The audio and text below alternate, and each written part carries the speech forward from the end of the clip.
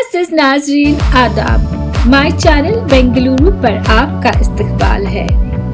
आपने हमारी पिछली वीडियो में कर्नाटका के मिनिस्टर फॉर हेल्थ, हज, वक्फ और माइनॉरिटी वेलफेयर जनाब यूटी खादर को उर्दू मीडिया से गुफ्तगू करते हुए देखा।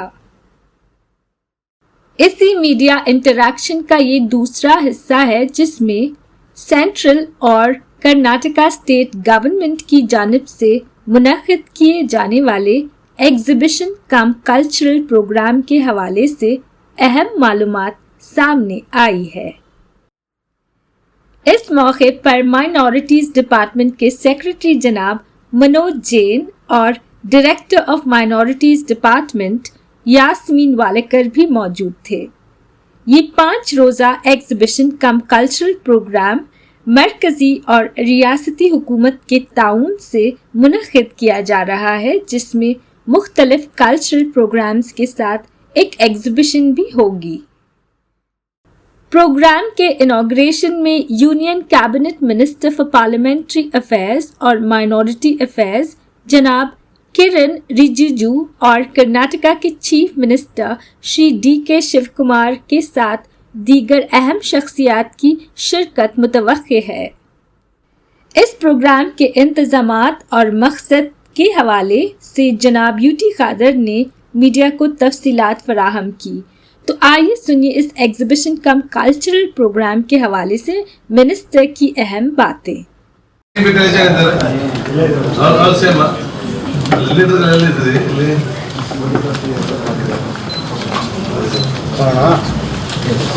Okay sir.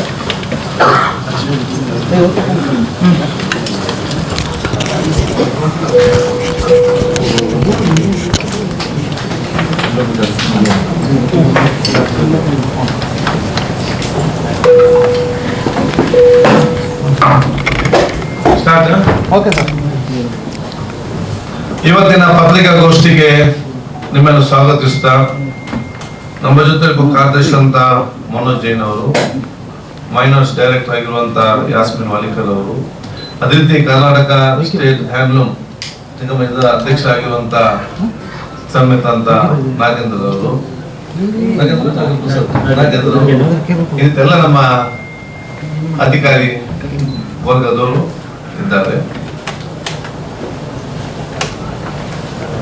ಸೆಪ್ಟೆಂಬರ್ 26 ರಿಂದ 4 ದಿವಸ 5, 26, 27, 28, 29, 30 5 ದಿವಸದ ಕಾಲ ಕೇಂದ್ರ ಸರ್ಕಾರದ ಮೈನಾರಿಟಿ ಮಿನಿಸ್ಟ್ರಿ ಅಂಡ್ ರಾಜ್ಯ ಸರ್ಕಾರದ ಮೈನಾರಿಟಿ ಮಿನಿಸ್ಟ್ರಿ ಜೊತೆಯಾಗಿ ಸೇರಿಕೊಂಡು ಲೋಕ ಸಂವರ್ಧನ್ ಪರ್ವ 2026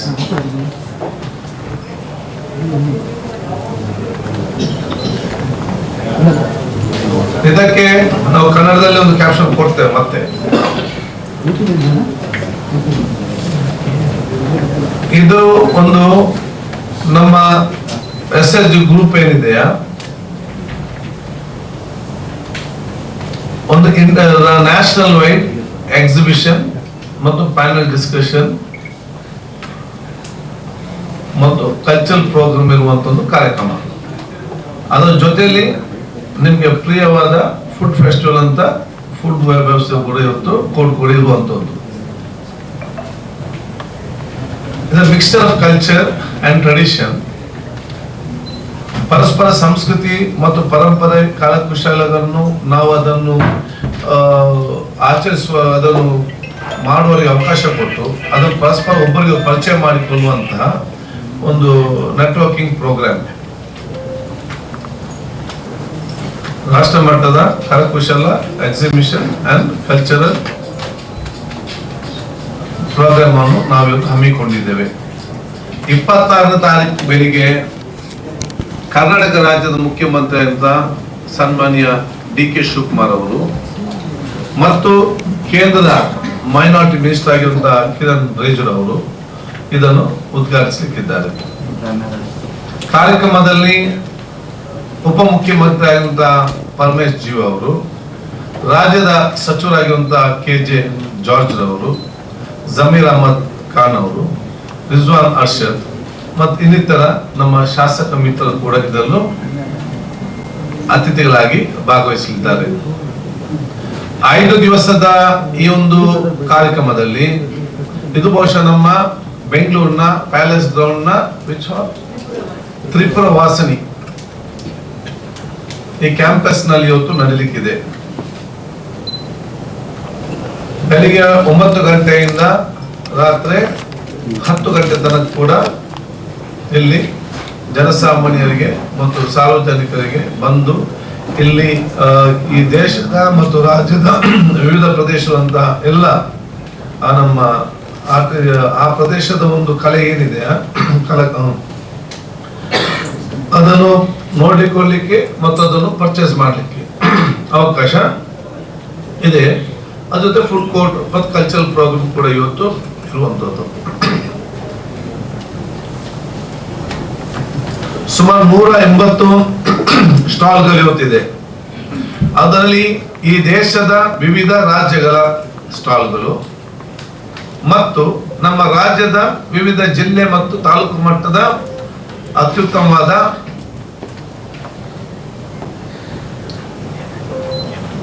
ಆ ಒಂದು ಕಲೆ ಇರುವಂತಹ ಕಲಾಕಾರರಿಗೆ ಕೂಡ ಅಲ್ಲಿ ಅವರ ಕರಕುಶಲ ಮತ್ತು ಇನ್ನಿತರ ಆ ಒಂದು ಉತ್ಪಾದನೆಯ ವಸ್ತುಗಳನ್ನು ಮಾರಲಿಕ್ಕೆ ಸ್ಟಾಲ್ಗಳನ್ನು ನಾವು ಫ್ರೀ ಆಗಿ ನಾವು ಕೊಡ್ತೇವೆ.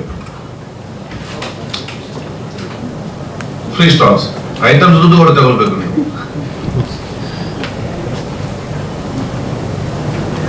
ಅದರ ಜೊತೆಯಲ್ಲಿ ಪ್ರತಿಯೊಂದು ದಿವಸವೂ ಕೂಡ 3 ಅಥವಾ 4 ಪ್ಯಾನೆಲ್ ಡಿಸ್ಕಷನ್ಸ್ ಇದೆ. ಒಂದು ದಿವಸ ಅದು ವುಮನ್ ಎಂಟರ್ಪ್ರಿನರ್ಸ್ಗೆ ಬೇಕಾಗುವಂತಹ ಪ್ಯಾನೆಲ್ ಡಿಸ್ಕಷನ್, ಎರಡನೇದು ಇವತ್ತಿನ ಈ ಎಲ್ಲ ವಿಚಾರ AI ಮತ್ತು ಬೇರೆ ಬೇರೆ 10 ಸಬ್ಜೆಕ್ಟ್ ಇದೆ. ಆ ಸಬ್ಜೆಕ್ಟ್ ನಾವು ಮುಂದಿನ ದಿನದಲ್ಲಿ ಇನ್ನೊಂದು ಪ್ರೆಸ್ ಕಾನ್ಫರೆನ್ಸ್ ಹಾಕುವ ನಾವು ಕೊಡ್ತಾ ಇದ್ದೇವೆ. ಇದರ ಮುಖ್ಯ ಉದ್ದೇಶ ಒಂದು ವಿಶ್ವಾಸ ಬರ್ತದ ಸಮಾಜ ಮತ್ತು ಒಂದು ಪರಸ್ಪರ ಸಂಬಂಧ ಮಿಕ್ಸ್ ಆಗುವಂಥದ್ದು. ಇದರಲ್ಲಿ ಬಹುಶಃ ಈ ಸ್ಟಾಲ್ಗಳಲ್ಲಿ ಅವಕಾಶ ಇವತ್ತು ಬಹುಶಃ ಮೈನಾರಿಟಿ ಸಂಬಂಧಪಟ್ಟ ಎಲ್ಲ ವರ್ಗದವರಿಗೆ ಕೂಡ, ಅದು ಮೈನಾರಿಟಿ ಮುಸ್ಲಿಮ್ಸ್ ಇರಲಿ, ಕ್ರಿಶ್ಚಿಯನ್ಸ್ ಇರಲಿ, ಸಿಖ್ ಇರಲಿ, ಜೈನ್ ಇರಲಿ, ಪಾರ್ಸಿ ಇರಲಿ, ಬುದ್ಧ ಜನ ಎಲ್ಲರಿಗೂ ಕೂಡ ಇದರಲ್ಲಿ ಸದಾವಕಾಶ ಒದಗಿಸಲಾಗಿದೆ.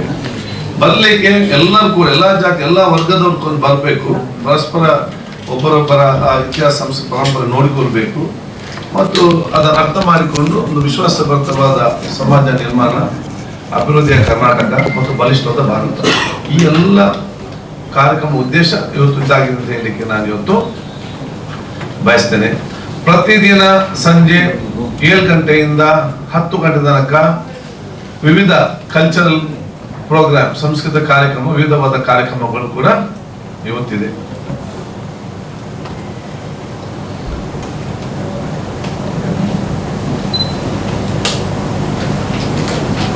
ಆದ ಕಾರಣ ಇದರ ಬಗ್ಗೆ ಏನಾದ್ರೂ ಯಾರಿಗಾದ್ರೂ ಮಾಹಿತಿ ಬೇಕಾದಲ್ಲಿ ಅಥವಾ ಯಾರಾದ್ರೂ ಒಂದು ಗ್ರಾಮೀಣ ಮಟ್ಟದಲ್ಲಿ, ಹಳ್ಳಿ ಮಟ್ಟದಲ್ಲಿ ಅತ್ಯುತ್ತಮವಾದ ವಸ್ತುವನ್ನು ತಯಾರು ಮಾಡಿ ನಮ್ಗೆ ಕೂಡ ಒಂದು ಇಲ್ಲಿ ಬೇಕಂತ ನಮ್ಮ ಸ್ಕ್ರೀನ್ ನಮ್ಗೆ ಅಪ್ಲಿಕೇಶನ್ ತುಂಬಾ ಬರ್ತದೆ, ಅತ್ಯುತ್ತಮವಾದ ತೆಕ್ಕೊಳ್ತೇವೆ. ಅದು ಅವ್ರಿಗೆ ಅಪ್ಲಿಕೇಶನ್ ಹಾಕ್ಲಿಕ್ಕೆ ಬೇಕಾಗಿ ಅದೊಂದು ಒಂದು ಸಂಪರ್ಕವಾಗಿ ನಾವು ಹೆಲ್ಪ್ ಲೈನ್ ಅನ್ನು ನಾವು ಪ್ರಾರಂಭ ಮಾಡ್ತೇವೆ. Number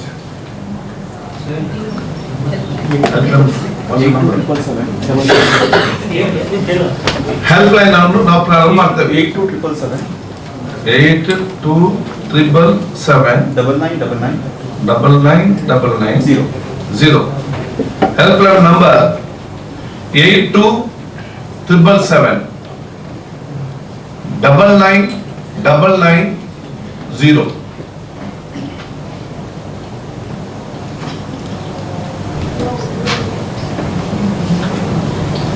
We'll start it. ಇದು ನಂಬರ್ ಯಾವಾಗ ಸ್ಟಾರ್ಟ್ ಆಗ್ತದೆ? ಈಗ ರೆಡಿಯಾ? ಈಗ ಫೋನ್ ಮಾಡಿ ಸಿಗ್ತದ? ಆದ ಕಾರಣ ಯಾರಿಗ ಸಂಪರ್ಕ ಮಾಡಬೇಕು, ಮಾಹಿತಿ ಬೇಕು ಅಥವಾ ಅವರಿಗೆ ಬಂದಿಲ್ಲಿ ಸ್ಟಾಲ್ ಬೇಕಾದಲ್ಲಿ ಅವರಿಗೆ ಅರ್ಜಿ ಕೊಡ್ಬೋದು. ನಾವು ಅದನ್ನು best of the best scrutiny ಮಾಡಿಕೊಂಡು ನಾವು ಸೆಲೆಕ್ಟ್ ಮಾಡ್ತೇವೆ. ಸೊ ಇದಕ್ಕಾಗಿ ನಿಮ್ಮೆಲ್ಲರ ಸಹಕಾರ ಬೇಕು, ನಿಮ್ಮ ಸಲಹೆ ಸೂಚನೆ ಬೇಕು. ನೀವೆಲ್ಲರೂ ಕೂಡ ಡೈಲಿ ಬಂದು ಭಾಗವಹಿಸಿಕೊಳ್ಬೇಕಂತ ನಾನು ಇವತ್ತು ನಿಮ್ಮ ಹತ್ರ ವಿನಂತಿಸ್ತೇನೆ. ಅದೇ ರೀತಿ ಮೈನಾರಿಟಿಗೆ ಸಂಬಂಧಪಟ್ಟ ಹಾಗೆ ಹೆಚ್ಚಿನ ಹೊತ್ತನ್ನು ನಾವು ಶಿಕ್ಷಣ ಮತ್ತು ಮಕ್ಕಳ ಸ್ಕಾಲರ್ಶಿಪ್ಗೆ ನಾವಿವತ್ತು ಕೊಡ್ತೇವೆ. ಯಾವ ರೀತಿ ಸ್ಕಾಲರ್ಶಿಪ್ ಇವತ್ತು ಈ ವರ್ಷದಿದೆಯಾ ಅತಿ ಶೀಘ್ರದಲ್ಲೇ ಅದು ಬಿಡುಗಡೆ ಮಾಡಲಿಕ್ಕೆ ಈಗಾಗಲೇ ಮೀಟಿಂಗ್ ಮಾಡಿ ಇವತ್ತು ಸೂಚಿಸಲಾಗಿದೆ. ಎರಡನೇದು, ನಮ್ಮ ಡಿಪಾರ್ಟ್ಮೆಂಟ್ ಅಲ್ಲಿ ಇರುವಂತಹ ಶಿಕ್ಷಣಕ್ಕೆ ಸಂಬಂಧಪಟ್ಟ ಹಾಗೆ ಇವತ್ತು ಯಾವ ಸಿಸ್ಟಮ್ ಇದೆ, ಇದನ್ನು ಯಾವ ರೀತಿ ಮಾಡಬೇಕು ಮತ್ತು ಮುಂದಿನ ಈಗಿನ ಒಂದು ಕಾಲಘಟ್ಟಕ್ಕೆ AI ಮತ್ತು ಕಂಪ್ಯೂಟರ್ ಸಂದರ್ಭದಲ್ಲಿ ಯಾವ ರೀತಿಯ ಶಿಕ್ಷಣ ನಮ್ಮಲ್ಲಿ ಬರಬೇಕು ಮತ್ತು ನಮ್ಮ ಶಿಕ್ಷಕರು ಮತ್ತು ಇನ್ನಿತರು ಅವರಿಗೆ ಅಪ್ಡೇಟ್ ಮಾಡಬೇಕು, ಇದಕ್ಕೆಲ್ಲ ನಾವು ಕ್ರೋಢೀಕರಿಸಿಕೊಂಡು ಒಂದು ವಿಷನ್ ಕಮಿಟಿಯನ್ನು ಮಾಡಿದ್ದೇವೆ. ರಾಜ್ಯಸಭಾ ಸದಸ್ಯರಾದಂಥ ಮನ್ಸೂರ್ ರೆಹಮಾನ್ ಖಾನ್ ಅವರ ನೇತೃತ್ವದ ಅಧ್ಯಕ್ಷತೆಯಲ್ಲಿ ಈ ಒಂದು ಸಮಿತಿ ರಚಿಸಿ ಅವರೇ ನಮಗೆ ವರದಿ ಕೊಡ್ತಾರೆ. ಅದಕ್ಕೆ ಅನುಗುಣವಾಗಿ ನಮ್ಮ ಇಲಾಖೆ ತಮ್ಮ ಕೆಲಸ ನಿರ್ವಹಿಸಿದೆ. ಈ ಒಂದು ಕಮಿಟಿಯಲ್ಲಿ ಬಹುಶಃ ಶಿಕ್ಷಣ ತಜ್ಞರು, ಸಾಮಾಜಿಕ ಮುಖಂಡರುಗಳು ಕೂಡ ಇವತ್ತು ಇರ್ತಾರೆ.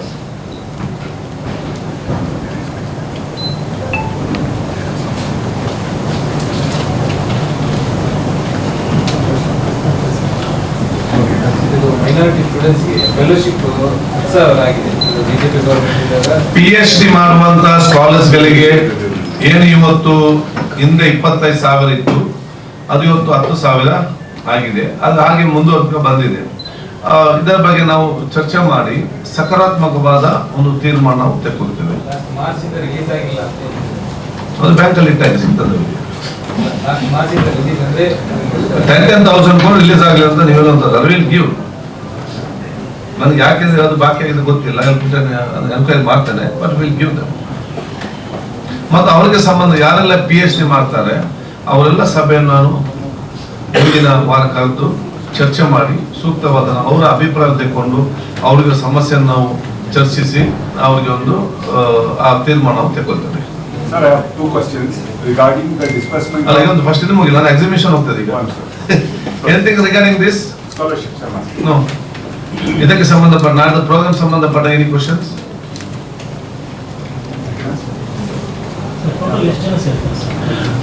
ಇಲ್ಲ, ಇನಾಗ್ರೇಷನ್ಗೆ 5,000 to 7,000 ಇನಾಗ್ರೇಷನ್ ಇರ್ತಾರೆ. ಮತ್ತೆ ಎಷ್ಟು ಜನ ಬಂದು ಹೇಳಲಿಕ್ಕೆ ಸಾಧ್ಯ ಇಲ್ಲ. ಅದರ್ ಸ್ಟೇಟ್ ಇಂದ ಇದು 60-40.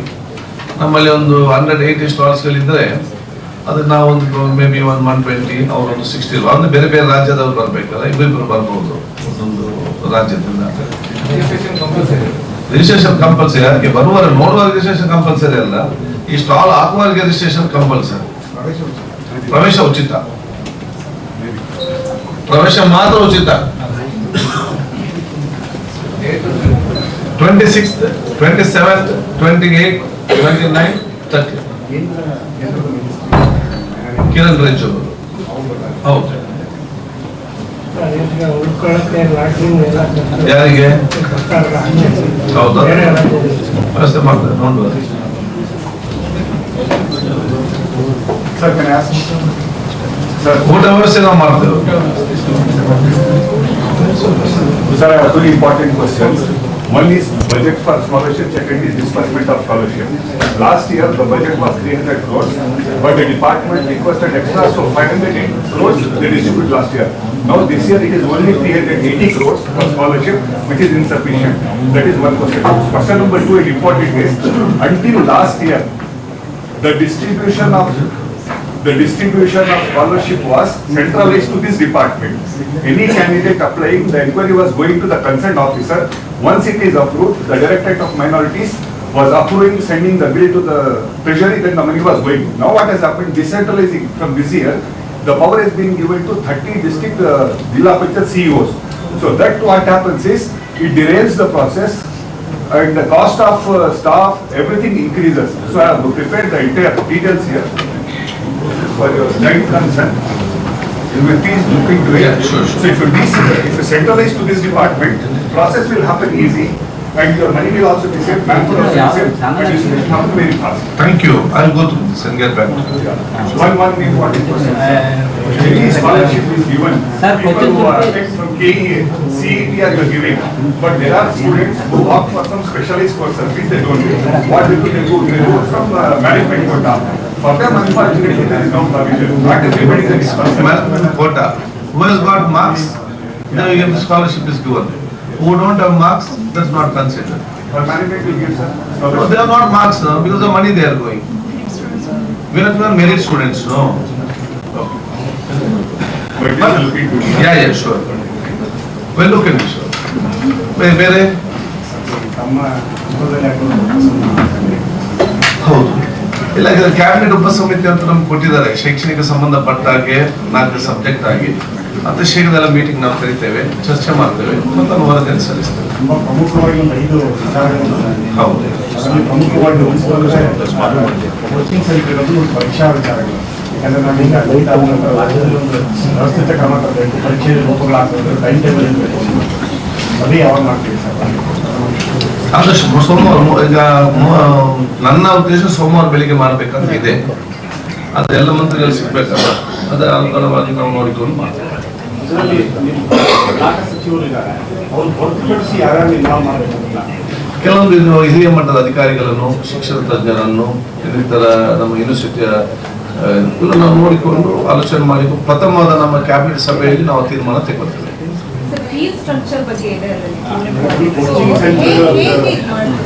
ಹೇಗೆ ಅದು ಫೈನಲ್ ರಿಪೋರ್ಟ್ ಕೊಡೋ ಗೊತ್ತಾಗ್ತದೆ ಹೇಗೆ ಆಗ್ತದೆ ಅಂತ. ಅದೇ ಅದು ಮೀಟಿಂಗ್ ಮಾಡಿ ಚರ್ಚೆ ಮಾಡಿ ಹೇಗೆ ಮಾಡಬೇಕು ಏನ್ ಮಾಡ್ಬೇಕು ಆವಾಗಲ್ಲ ಗೊತ್ತಾಗ್ತದೆ. ನಾನು ಈಗ ಹೇಳಿದ್ರೆ ಮತ್ತೆ ಮೀಟಿಂಗ್ ಏನು ವ್ಯತ್ಯಾಸ, ಎಲ್ಲ ಸಸ್ಪೆನ್ಸ್ ಈಗ ಲಾಸ್ಟ್ ಗೊತ್ತಾಗ್ತದೆ. ನಿಮ್ಮ ಸಲಹೆ ಸೂಚನೆ ನಮಗೆ ಕೊಡಿ.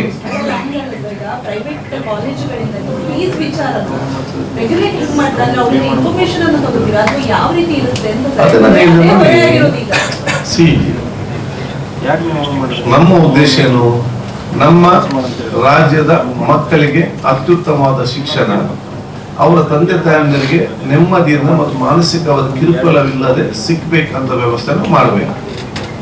ಶಿಕ್ಷಣ ಸಿಕ್ಕಿದ ನಂತರ ಅವ್ರು ಪರೀಕ್ಷೆ ಬರೆಯುವಾಗ ಕೂಡ ನಮ್ಮ ಆತ್ಮವಿಶ್ವಾಸದಿಂದ ನಾವು ಕಲಿತದ್ದು ಮತ್ತು ಬರೆದದ್ದಕ್ಕೆ ನಮಗೆ ವ್ಯಾಲ್ಯೂ ಸಿಕ್ಕುವಂತ ವ್ಯವಸ್ಥೆ ಆಗಬೇಕಾಗುತ್ತೆ. ಇದೆಲ್ಲ ಕೂಡ ನಾವು ಮೊದಲ ಹಂತದಲ್ಲಿ ನಾವು ಇವತ್ತು ಮೀಟಿಂಗ್ ನಲ್ಲಿ ಬಹುಶಃ ಚರ್ಚೆ ಮಾಡಿಕೊಂಡು ಯಾವ ಒಂದು ಕಮಿಟಿಯನ್ನು ಸೇರಿಸಿ ಯಾವ ಸಲಹೆ ಪಡ್ಬೇಕಂತ ಆಲೋಚನೆ ಮಾಡಿ ಅದನ್ನು ಸಿಸ್ಟಮ್ ಆಗಿ ತರ್ತೇವೆ.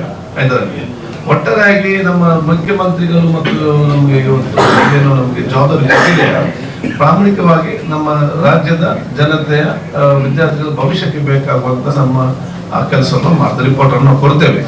ಮತ್ತೆ ನಮ್ಗಿಂತ ಜಾಸ್ತಿ ತಳಮಟ್ಟದ ಪ್ರಾಬ್ಲಮ್ ಎಲ್ಲರೂ ಕೂಡ ಗೊತ್ತಿದೆ. ಸೊ ನಿಮ್ಮ ಸಲಹೆ ಸೂಚನೆ ಮಾರ್ಗದರ್ಶನ ಕೂಡ ನಮ್ಗೆ ಅಗತ್ಯ ಇಲ್ಲ, ತರಿಸ್ಕೊಳ್ಬೇಕಷ್ಟೇ.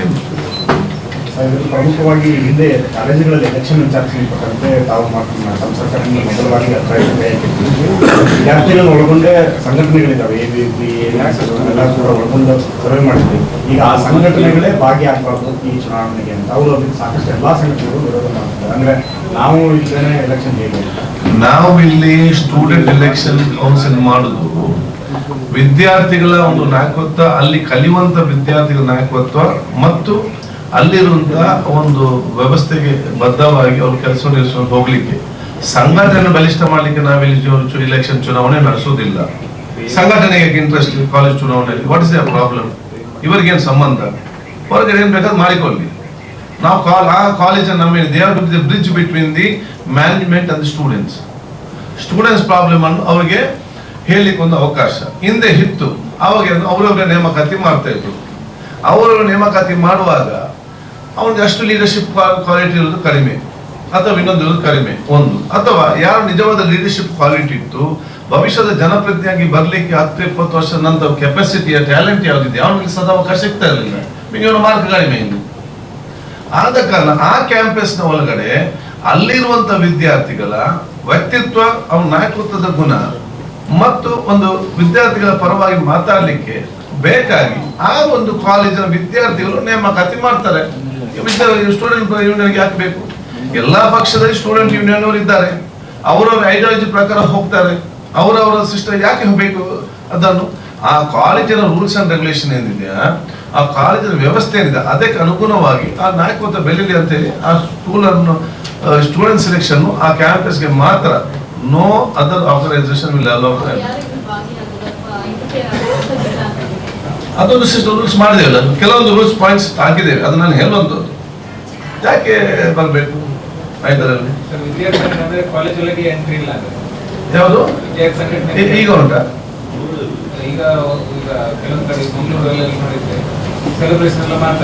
ಅದು ಮತ್ತೆ ಹೊರಗೆ ಮತ್ತೆ ಮಾಡ್ತಾರೆ, ಒಳಗಡೆ ಉಂಟಾ? ಇಲ್ಲ. ನಮ್ಗೆ ಒಳಗಡೆ ಯಾವುದೇ ರಾಜಕೀಯದ ವ್ಯವಸ್ಥೆ ಯಾವುದೇ ಕ್ಯಾಂಪಸ್ ಅಲ್ಲಿ ಬರಬಾರದು.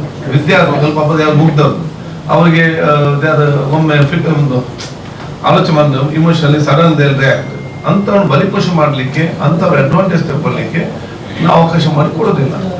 ಅದು ನಮ್ಮ ಉದ್ದೇಶ. Meetings of the minority, different departments in the minority ministry. Is there anything to be shared with the media? There is, but not today. If I tell today, this will go. Lok Sabha will count, and all your other subject will be there. Just another question. Tomorrow you only concentrate on this our program. Lok Samvardhan Parva. ಶಾಲಾ ಶಿಕ್ಷಕರು ಶಿಕ್ಷಕರಲ್ಲಿ ಉರ್ದು ಮತ್ತು ಬೇರೆ ಭಾಷೆಯ ಶಿಕ್ಷಕರು ನೇಮಕಾತಿ ಆಗಿಲ್ಲ ಅಂತ ನೋಡಿ, ಈಗಾಗಲೇ ಸುಮಾರು ಶಿಕ್ಷಣ ಇಲಾಖೆಯಲ್ಲಿ ನಾನೀಗ ಚರ್ಚೆ ಮಾಡಿದ್ದೇವೆ. ಸುಮಾರು 50,000ಕ್ಕಿಂತಲೂ ಹೆಚ್ಚು ಶಿಕ್ಷಕರ ಕೊರತೆ ಬಹುಶಃ ಈಗಾಗಲೇ ಮಂತ್ರಿಗಳು ಹೇಳಿದ್ದಾರೆ. ಇದರಲ್ಲಿ ಅವರು 25,000 ಬೇಡಿಕೆಯನ್ನು ಬಹುಶಃ ಇಟ್ಟಿದ್ರು. ಆವಾಗ ಉರ್ದು ಹಿಂದಿ ಎಲ್ಲ ಕೂಡ ಸೇರಿತ್ತು. ಆದರೆ ಸರ್ಕಾರ ಅವರಿಗೆ ಅವತ್ತು ಸ್ಯಾಂಕ್ಷನ್ ಪ್ರಥಮ ಹಂತದಲ್ಲಿ ಸ್ಯಾಂಕ್ಷನ್ ಮಾಡುವಾಗ 15,000ಕ್ಕೆ ಅವಕಾಶ ಮಾಡಿ ಕೊಟ್ಟಿದೆ. 15,000ಕ್ಕೆ ಅವಕಾಶ ಮಾಡಿ ಕೊಟ್ಟಾಗ ರೆಗ್ಯುಲರ್ ಸಬ್ಜೆಕ್ಟ್ ಏನಿದೆ 6 ಸಬ್ಜೆಕ್ಟ್ ಇದೆ, ಮ್ಯಾಥ್ಸ್, ಸೈನ್ಸ್, ಸೋಷಿಯಾಲಜಿ ಅಂತ. ಅದು 6 2 ಸಾಲಿ 12,000 ಆಯಿತು. ಅದಕ್ಕಾಗಿ ಅವತ್ತು ಅವರಿಗೆ linguistic languages like Urdu, Tamil, Marathi ಈ ಲ್ಯಾಂಗ್ವೇಜ್ ಅನ್ನು ಅವರಿಗೆ ಸೇರಿಸ್ಕೊಳ್ಳಿಕ್ಕೆ ಫಸ್ಟ್ ಲಿಸ್ಟ್ ಅಲ್ಲಿ ಆಗಲಿಲ್ಲ. ಇದು ನಮ್ಮ ಗಮನಕ್ಕೆ ಬಂದ ತಕ್ಷಣ ಅದು ನಾನಿರಲಿ ಮೈನಾರಿಟಿ ಮಿನಿಸ್ಟರ್ ಆಗಿ, ಜಮೀರ್ ಅಹಮದ್ ಖಾನ್ ಮಿನಿಸ್ಟರ್ ಆಗಿ, ರಿಜ್ವಾನ್ ಅರ್ಷದ್ ಅವರು, ಸಲೀಂ ಅಹಮದ್ ಚೇರ್ಮನ್ ಅವ್ರ ರೂಮಿನಲ್ಲಿ ನಮ್ಮ ಇನ್ನಿತರ ಶಾಸಕರು, ಅದು ಯಾಸಿರ್ ಪಠಾಣ್, ಖನಿಜಾ ಫಾತಿಮಾ, ಎನ್.ಎ. ಹರೀಸ್, ತನ್ವೀರ್ ಸೇಠ್, ಅದೇ ರೀತಿ ನಮ್ಮ ಎನ್.ಎ. ಹರೀಸ್, ನಾವೆಲ್ಲ ಶಾಸಕರು ಕೂತ್ಕೊಂಡು, ಐವನ್ ಡಿಸೋಜರ್ ಅವರು ಕೂತ್ಕೊಂಡು ನಾವು ಚರ್ಚೆ ಮಾಡಿ ಶಿಕ್ಷಣ ಇಲಾಖೆ ಮಧು ಬಂಗಾರಪ್ಪ ಜೊತೆ ಫೈನಾನ್ಸ್ ಇಲಾಖೆ ಅದಕ್ಕೆ ಚರ್ಚೆ ಮಾಡಿಕೊಂಡು ಅಲ್ಲಿ ಅವರು ಸರ್ಕಾರಕ್ಕೆ ಒಂದು ಪ್ರಸ್ತಾವನೆ ಸಲ್ಲಿಸಿದ್ರು. ಈ ಪ್ರಸ್ತಾವನೆಯನ್ನು ನಾವು ಸಚಿವ ಸಂಪುಟ ಸಭೆಯಲ್ಲಿ ಕೂಡ ಚರ್ಚೆ ಆಗಿ ಮಾನ್ಯ ಮುಖ್ಯಮಂತ್ರಿಗಳು ಸೂಚಿಸಿದ್ದಾರೆ. ಹೆಚ್ಚುವರಿಯಾಗಿ 800 ಪೋಸ್ಟ್ ಅದು ಉರ್ದುಗೆ, 200 ಪೋಸ್ಟ್ ಹಿಂದಿಗೆ, ಅದನ್ನು ಹೆಚ್ಚುವರಿಗೆ ತಗೊಳ್ಳಿಕ್ಕೆ ಈಗಾಗಲೇ ಫೈನಾನ್ಸ್ಗೆ ಮತ್ತು ಶಿಕ್ಷಣ ಇಲಾಖೆ ಸೂಚಿಸಿದ್ದಾರೆ. ಅವರು ಮತ್ತಕ್ಷಣ ನೋಟಿಫಿಕೇಶನ್ ಆ ಇಲಾಖೆಯವರು ಜಾರಿ ಮಾಡ್ತಾರೆ ಅಂತ ಭಗವಂತ ಬಂಗಾರಪ್ಪ ಹೇಳಿದ್ದಾರೆ. 15,000 ಶಿಕ್ಷಕರ ಜೊತೆಗೆ ಹೌದು, ಜೊತೆಗೆ ಆಗುತ್ತೆ. ಸಪರೇಟ್ ನೋಟಿಫಿಕೇಶನ್ ಆಗಿದೆ. ಹೌದಲೇ, ಒಂದು ನೋಟಿಫಿಕೇಶನ್ ಆದ ನಂತರ ಅದನ್ನು ಕ್ಯಾನ್ಸಲ್ ಮಾಡಿದೆ, ಮತ್ತೆ ಬೇರೆಯವರು ಕೋರ್ಟಿಗೆ ಹೋಗ್ತಾರೆ. ಸೊ ಈ ನೋಟಿಫಿಕೇಶನ್ ಆಗಿದೆ, ಅಡಿಷನಲ್ ಆಗಿ ಒಂದು ನೋಟಿಫಿಕೇಶನ್ ಬರ್ತದೆ 1,000 ಶಿಕ್ಷಕರಿಗೆ. ಮರಾಠಿ ಎಲ್ಲ ಇನ್ ಉರ್ದು ಅಂಡ್ ಮರಾಠಿ ಎರಡು.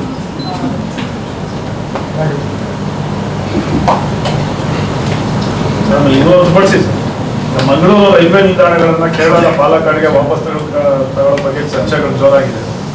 ಸರ್ಕಾರದ ಬದ್ಧತೆ ಈ ವಿಚಾರವಾಗಿ ಏನು ಸರ್? ನಾವು ಬಹಳ ಸ್ಪಷ್ಟವಾಗಿದೆ, ಮಂಗಳೂರು ನಮ್ಮ ಮೈಸೂರು ಡಿವಿಷನ್ಗೆ ಸೇರ್ಬೇಕು. ಪಾಲ್ಘಾಟ್ ಎಲ್ಲ ಇಷ್ಟು ವರ್ಷ ಇದ್ದೇವೆ, ನಮ್ಗೆ ತೊಂದರೆ ಇಲ್ಲ, ನಮ್ಗೆ ಸಹಕಾರ ಕೊಟ್ಟಿದ್ದಾರೆ, ಧನ್ಯವಾದ ಸಲ್ಲಿಸ್ತೇವೆ. ಈಗ ನಮ್ಗೆ ಅದು ಮೈಸೂರಿಗೆ ಮಾಡ್ಬೇಕಂತ ಕೂಡ ಹೇಳಿದ್ದೇವೆ. ನಮ್ಗೆ ವಿಶ್ವಾಸ ಇದೆ, ಅಲ್ಲಿ ಎಷ್ಟೇ ಚರ್ಚೆ ನಡೆದ್ರು ಕೂಡ ಮಂಗಳೂರು ನಮ್ಮ ವ್ಯಾಪ್ತಿ ಏನಿದೆಯಾ ಅದನ್ನು ಮೈಸೂರು ಡಿವಿಷನ್ ಸೇರಿಸ್ತಾರೆ. ಯಾಕಂತ ಹೇಳಿದ್ರೆ ನಮ್ಮ ಮಂತ್ರಿಗಳೇ ನಮ್ಮ ರಾಜ್ಯದ ಮಂತ್ರಿ ಸೋಮಣ್ಣ ಅವರು, ಮತ್ತೆ ನಾವು ಅದಕ್ಕೆ ಟೆನ್ಷನ್ ಮಾಡ್ಬೇಕಂತ ಇಲ್ಲ. ಮುಖ್ಯಮಂತ್ರಿ ಕೂಡ ಸೂಚಿಸಿದ್ದಾರೆ, ನಾವು ಕೂಡ ರಿಕ್ವೆಸ್ಟ್ ಮಾಡಿದ್ದೇವೆ, ಅದು ಮೈಸೂರಲ್ಲಿ ಇರ್ಬೇಕಂತ ಹೇಳಿ ನಾವು ಕೂಡ ಕೇಳಿಕೊಳ್ತೇವೆ. ಕೇರಳದಲ್ಲಿ ತಮ್ಮದೇ ಸರ್ಕಾರ ಇದೆ ಸರ್, ತಮ್ಮ ಪಾರ್ಟಿ ಅವರು ಕೂಡ ಕೇರಳದ ಮೇಲೆ ಸಿಕ್ಕಾಪಟ್ಟೆ ಒತ್ತಡ ಇರ್ತಿದ್ದಾರೆ. ನಾನೇನು ಇಲ್ಲಿ ನಮ್ಗೆ ಆ ರಾಜ್ಯ ಈ ರಾಜ್ಯ ಅಂತ ನಮ್ಮ ವಿಚಾರ ಮಾತ್ರ ನಾವು ಮಾತಾಡಬೇಕು. ನಮ್ಮ ರಾಜ್ಯ ವ್ಯಾಪ್ತಿಯನ್ನು ನಾವು ಮೈಸೂರು ಡಿವಿಷನ್ಗೆ ಸೇರ್ಬೇಕು, ನಮ್ಮ ವಿಚಾರ ಅಷ್ಟೇ. ಈ ದೇಶದಲ್ಲಿ ಯಾವುದಕ್ಕೆ ವಿರೋಧ ಇಲ್ಲ, ಯಾವುದಕ್ಕೆ ವಿರೋಧ ಆಗಲಿಲ್ಲ. ಎಲ್ಲಾ ಒಳ್ಳೆ ಕೆಲಸಕ್ಕೂ ವಿರೋಧ ಆಗಿದೆ, ಒಳ್ಳೆ ಕೆಟ್ಟ ಕೆಲಸಕ್ಕೂ ವಿರೋಧ ಆಗದೆ ಈ ದೇಶ ಏನು ಕೂಡ ಆಗಲಿಲ್ಲ. ಅದು ಇಂದಿರಾ ಗಾಂಧಿ ಅವರು ಕಲರ್ ಟಿವಿ ತಂದಾಗಲೂ ಕೂಡ ವಿರೋಧ ಇತ್ತು, ರಾಜೀವ್ ಗಾಂಧಿ ಅವರು ಕಂಪ್ಯೂಟರ್ ತರುವಾಗಲೂ ಕೂಡ ವಿರೋಧ ಇತ್ತು. ಮನಮೋಹನ್ ಸಿಂಗ್ ಅವರು ಲಿಬರಲೈಸೇಷನ್ ಮಾಡುವುದನ್ನು ಕೂಡ ವಿರೋಧ ಇತ್ತು ಅಲ್ವಾ. ಇಂದಿರಾ ಗಾಂಧಿ ಅವರು ಕಲರ್ ಟಿವಿ ತಂದಾಗ ಅವತ್ತು ವಿರೋಧ ಮಾಡಿದವರು ಇವತ್ತು ವೀಲ್ ಚೇರ್ ಅಲ್ಲಿ ಕೂತ್ಕೊಂಡು 100 ಚಾನಲ್ ನೋಡ್ತಾರೆ. ನಾವೆಂತ ಮಾಡುದು? ಅದಕ್ಕೆ ಟೆನ್ಷನ್ ಮಾಡೋದಾಗ್ತದ? ಕನ್ನಡ ಸರ್ಕಾರದವರು ಮೈಸೂರಿಗೆ ಸೇರಿಸಬೇಕು ಅಂತ ಸ್ಪಷ್ಟ ನಿಲುವು. ನಮ್ಮ ಸ್ಪಷ್ಟ ನಿಲುವು ಮತ್ತು ನಮಗೆ ವಿಶ್ವಾಸ ಇದೆ, ನಮ್ಮ ರೈಲ್ವೆ ಸಚಿವರು ಕನ್ನಡದವರು ಇದ್ದಾರೆ, ನಮ್ಮ ಸಮಸ್ಯೆಯನ್ನು ಅರ್ಥ ಮಾಡಿಕೊಳ್ತಾರೆ ಮತ್ತು ಆ ನ್ಯಾಯ ನಮಗೆ ಒದಗಿಸ್ತಾರೆ. ಮತ್ತೆ ಅವರು ಇಷ್ಟು ವರ್ಷ ಆಗದಿದ್ದನ್ನು ಈಗ ಮಾಡಿದ್ದಕ್ಕೆ ನಾವು ಕೃತಜ್ಞತೆ ಸಲ್ಲಿಸ್ತಾರೆ. ನೇಪಾಳದಲ್ಲಿ ಕಟ್ ಆಗಿದೆ ಸರ್, ತುಂಬಾ ಜನ ಕನ್ನಡಿಗರು ಕೂಡ ತಿಳ್ಕೊಂಡಿದ್ದಾರೆ. ಸರ್ಕಾರ ಮತ್ತು ನೀವು ಕೂಡ ಆರೋಗ್ಯ ಇಲಾಖೆ ಏನಾದರೂ ಈಗಾಗಲೇ ಸರ್ಕಾರ ಇದರ ವಿಚಾರವನ್ನು ಗಮನಕ್ಕೆ ತಗೊಂಡಿದೆ. ನಮ್ಮ ರಾಜ್ಯದಿಂದ ಏನೆಲ್ಲ ಸಹಕಾರ ಬೇಕು ಮತ್ತು ಮುಖ್ಯಮಂತ್ರಿಗಳು ಸಂಬಂಧಪಟ್ಟ ಇಲಾಖೆ ಮಂತ್ರಿಗಳು ಸೂಚಿಸಿದ್ದಾರೆ. ನಾವು ಕೂಡ ಚರ್ಚೆ ಮಾಡ್ತಾ ಇದ್ದೇವೆ ಅಗತ್ಯ ಯಾಕಂತ ಹೇಳಿದರೆ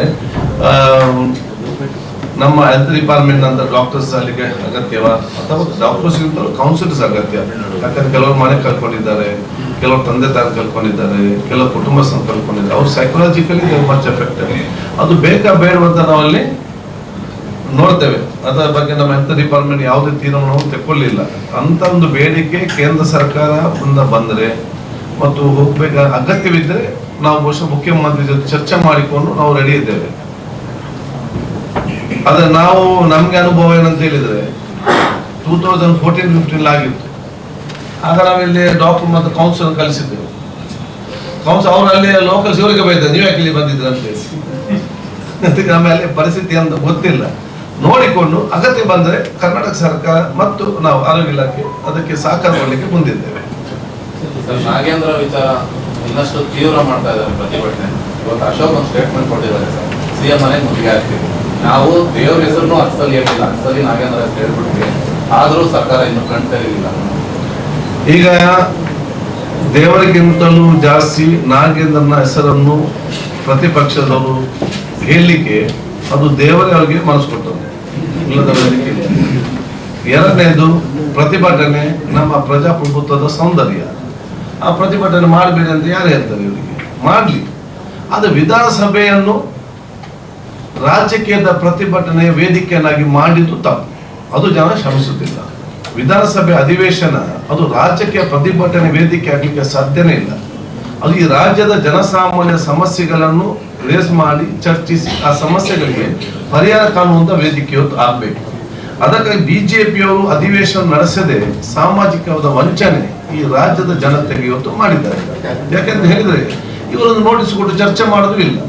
ಒಂದು ನೋಟಿಸ್ ಕೊಟ್ಟು ಯಾಕೆ ನೀವು ಕೊಡಬಾರ್ದಂತ ಹೇಳಿದ್ರೆ ಸರ್ಕಾರ ಉತ್ತರ ಕೊಡ್ತದೆ, ನಾವು ಯಾಕೆ ಅವರಿಗೆ ಉತ್ತರ ಕೊಟ್ಟಿದ್ದೇವೆ ಅಂತೇಳಿ, ಮಂತ್ರಿ ಕೊಟ್ಟಿದ್ದೇವೆ ಅಂತೇಳಿ ಮತ್ತೆ ಜನ ತೀರ್ಮಾನ ಮಾಡ್ತಾರೆ. ಮುಗಿದ್ದು ನೆಕ್ಸ್ಟ್ ಸಬ್ಜೆಕ್ಟ್ ತಗೊಳ್ಬೇಕು. ಇವ್ರು ನೋಟಿಸು ಕೊಡುದಿಲ್ಲ, ಚರ್ಚೆ ಮಾಡುದಿಲ್ಲ. ನಾವು ಇವತ್ತು ಬರೇ ಬೊಬ್ಬೆ ಹಾಕಿ ಏನು ಬೊಬ್ಬೆ ಹಾಕ್ತಾರೆ ಅವ್ರಿಗೆ ಅರ್ಥನೂ ಕೂಡ ಆಗುದಿಲ್ಲ. ಇವ್ರ ಉದ್ದೇಶ ಏನಾಗುತ್ತೆ? ಬರೇ ಸಮಯ ಆನ್ ಮಾಡಿದ ಮಾತ್ರ ಅಲ್ಲದೆ ಇದರಿಂದ ಯಾರಿಗೆ ಪ್ರಯೋಜನ ಆಗಿದೆ? ಆದ ಕಾರಣ ಇವರ ಅಸೆಂಬ್ಲಿ ಒಳಗಡೆ ಈ ವರ್ತನೆಯನ್ನು ಕರ್ನಾಟಕ ರಾಜ್ಯದ ಜನತೆ ಎಂದಿಗೂ ಕೂಡ ಶ್ರಮಿಸುವುದಿಲ್ಲ. ಇದು ಹೊರಗಡೆ 500 ಅಲ್ಲ 1000 ಕಿಲೋಮೀಟರ್ ಪಾದಯಾತ್ರೆ ಆಗಲಿ, ಆರೋಗ್ಯಕ್ಕೆ ಕೂಡ ಹೆಚ್ಚು ಕಮ್ಮಿ ಆದರೆ ಕಂಪ್ಲೀಟ್ ಇವ್ರ ವ್ಯವಸ್ಥೆ ನಾನು ಆರೋಗ್ಯ ಇಲಾಖೆ ನೋಡಿಕೊಳ್ತೀನಿ. ನಮ್ಗೇನು ಅದರಲ್ಲಿ ಬೇಜಾರಿಲ್ಲ. ಹೊರಗಡೆ ಎಷ್ಟೇ ಮೈಕ್ ಹಿಡಿದು ಬಬ್ಬೆ ಹಾಕಲಿ ಫುಲ್ಲು ಕರೆಂಟ್ ಕೊಡೋ ಕೆಲಸ ನಾವು ಇವತ್ತು ಅದಕ್ಕೆ ನಮ್ಮ ಕರೆಂಟ್ ಕಟ್ ಮಾಡಿ ಹೋಗೋದಿಲ್ಲ. ಅದು ಅವರ ಡ್ಯೂಟಿ. ಆದರೆ ಒಳಗಡೆ ಮಾಡಿದವರು ಸರಿಯಲ್ಲ. ಕಾಂಗ್ರೆಸ್ ಈಗ ಅಲ್ಲಿ ಹೇಳಿದೆ, ನಾವು ಯಾಕೆ ಅವರಿಗೆ ಮಂತ್ರಿ ಸ್ಥಾನ ಕೊಟ್ಟಿದ್ದೇವೆ ಅಂತ ಸ್ಪಷ್ಟ ಅವ್ರಿಗೆ ಹೇಳಿದೆ. ಆಯ್ತು ಸರ್, ಕ್ಯಾಬಿನೆಟ್ ನಲ್ಲಿ ಮಹಿಳಾ ಸಚಿವರಿಗೆ ಇನ್ನೂ ಆಗಿಲ್ಲ, ಯಾವಾಗ ಅದಕ್ಕೆ ಟೈಮ್ ಆಗ್ತಾ ಇದೆ, 3 ದಿನ ಆಗಬೇಕು. ಈಗ ನಾಳೆ ಬೆಳಿಗ್ಗೆ ಮುಖ್ಯಮಂತ್ರಿ ಬರ್ತಾರೆ, ನೀವು ಕೇಳಿದ್ರೆ ಕರೆಕ್ಟ್ ಉತ್ತರ ಹೇಳ್ತಾರೆ. ಮಾಹಿತಿ ಇಲ್ಲ ಇಲ್ಲ, ಓಕೆ ಸರ್. ನಮ್ಗೆ ಬರೇ ಮೈನಾರಿಟಿ, ವಕ್ಫ್, ಹಜ್, ಹೆಲ್ತ್ ಇಷ್ಟು ಬಿಟ್ಟು ಆ ಕಡೆ ಏನು ಗೊತ್ತೇ ಇಲ್ಲ. ಹೌದು ಹೌದು ಇಲ್ಲ, ಅವ್ರು ಕಮ್ಮಿ ಮಾಡಿ ಕೊಡ್ತೇವೆ, ಕೊಡ್ತಾರೆ ನಮ್ಗೆ. It is not one day report. ಆಗಿದ್ದಾಗೆ ಸ್ಕಾಲರ್ಶಿಪ್ ನಮ್ಮ ಎಜುಕೇಶನ್ ಸಿಸ್ಟಮ್ ಅದನ್ನೇನು ಮಾಡಬೇಕು, ಸ್ಕಾಲರ್ಶಿಪ್ ಏನು ಮಾಡಬೇಕು, ಇರುವಂಥ ಟೀಚರ್ಸ್ಗೆ ಅವ್ರು ಟ್ರೈನಿಂಗ್ ಕೊಡಬೇಕು, ಇನ್ನೊಬ್ಬರಿಗೆ ಏನಾದ್ರು ಅವ್ರ ಸ್ಕಿಲ್ ಅಪ್ಡೇಟ್ ಮಾಡಬೇಕು, 1 to 6 ಮಕ್ಕಳ ಕೆಪಾಸಿಟಿ ಏನು ಬಿಲ್ಡ್ ಮಾಡಬೇಕು, ಇದೆಲ್ಲ ಸೇರಿಸಿಕೊಂಡು ಕೊಡ್ತಾರೆ. ನಾವು ಆಗಿದ್ದಾಗಿದೆ ಬಿಲ್ಡ್ ಮಾಡಿಕೊಂಡು ಹೋಗ್ತೀವಿ. It is like an advisory committee. Thank you. नाज़रीन, अगर आपको हमारी वीडियो अच्छी लगती है तो इसको लाइक करें, कमेंट भी करें, शेयर करें और माय चैनल बेंगलुरु को सब्सक्राइब करना न भूलें। शुक्रिया।